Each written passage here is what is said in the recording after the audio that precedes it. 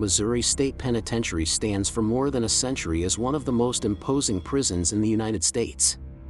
Built in the 19th century and expanded repeatedly, it holds generations of men under rigid control. Thick limestone walls surround the complex. Guard towers overlook the grounds.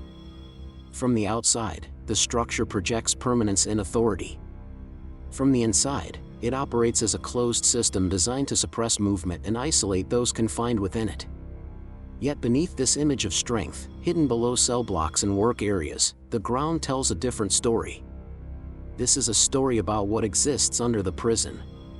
It is about tunnels carved in silence. It is about men who work for months or years with limited tools, limited light, and constant risk. It is about failures in supervision and aging infrastructure.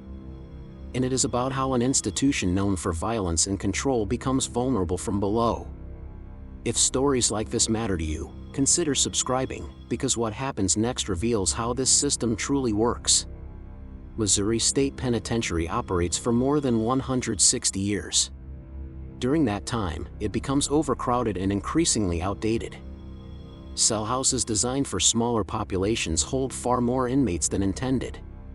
Electrical systems age. Plumbing corrodes. Maintenance corridors multiply as the prison adapts to new demands without full reconstruction. These conditions create unseen spaces. They also create opportunities. Inmates assigned to maintenance, kitchen work, or construction details move through areas close to the general population. Some handle tools. Others haul debris. Over time, prisoners learn the layout of the prison beyond their cells. They learn where walls are thinner.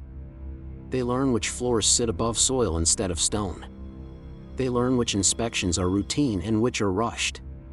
The tunnels begin in small ways. A loosened brick. A cracked floor near a drain. A hidden cavity behind a utility fixture. Dirt is scraped away a handful at a time. Metal scraps are shaped into makeshift digging tools. In some cases, stolen equipment is used briefly and then returned. Work is done during late hours or in moments of low supervision. Dirt is concealed in trash, spread thin in exercise yards, flushed in drains, or hidden in ceiling spaces. The process is slow. It requires patience. It requires silence. It requires coordination among inmates who trust each other not to talk. Any mistake can bring discovery and punishment. Despite this, tunnels extend outward from cell blocks and service areas. Some run dozens of feet. Some angle downward before leveling off.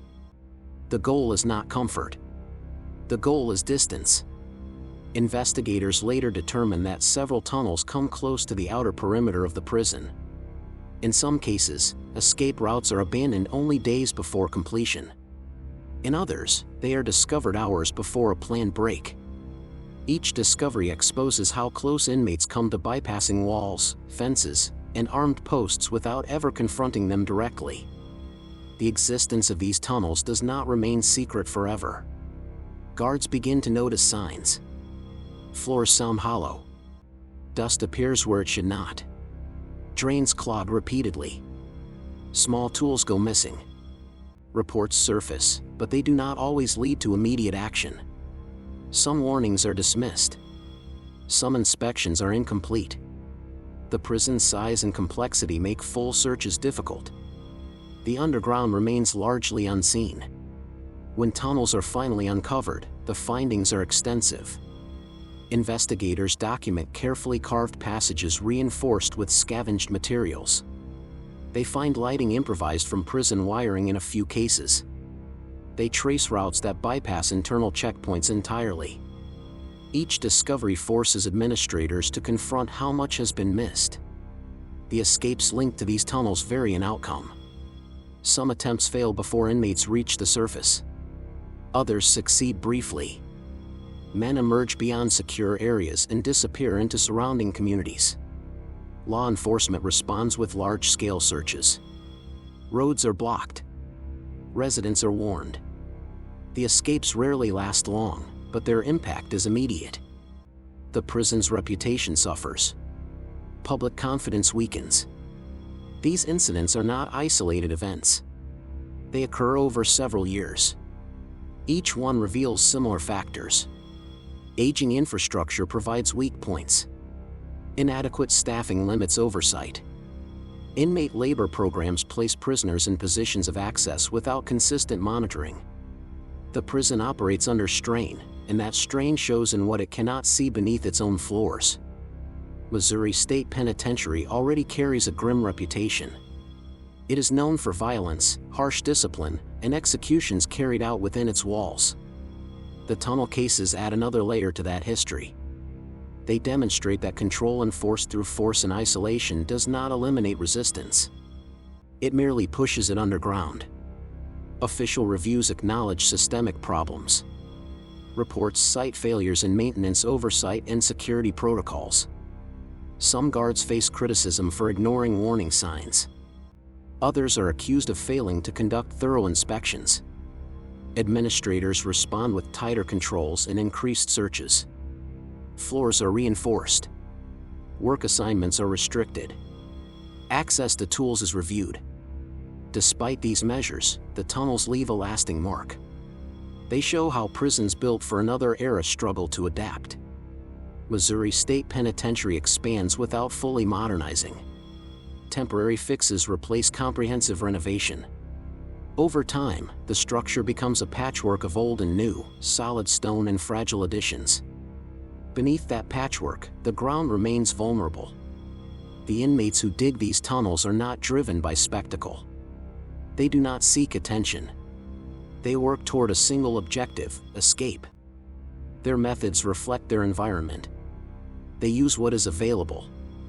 They exploit routines. They rely on patience rather than force. The tunnels represent calculated resistance within a system designed to prevent it. For prison officials, the discoveries prompt difficult questions.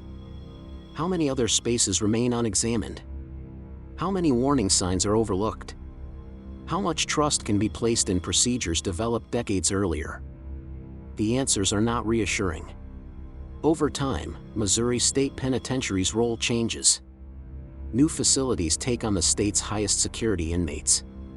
The old prison's limitations become impossible to ignore. Eventually, it closes. The tunnels remain as physical evidence of its decline. They cut through soil and concrete beneath a structure once believed impenetrable.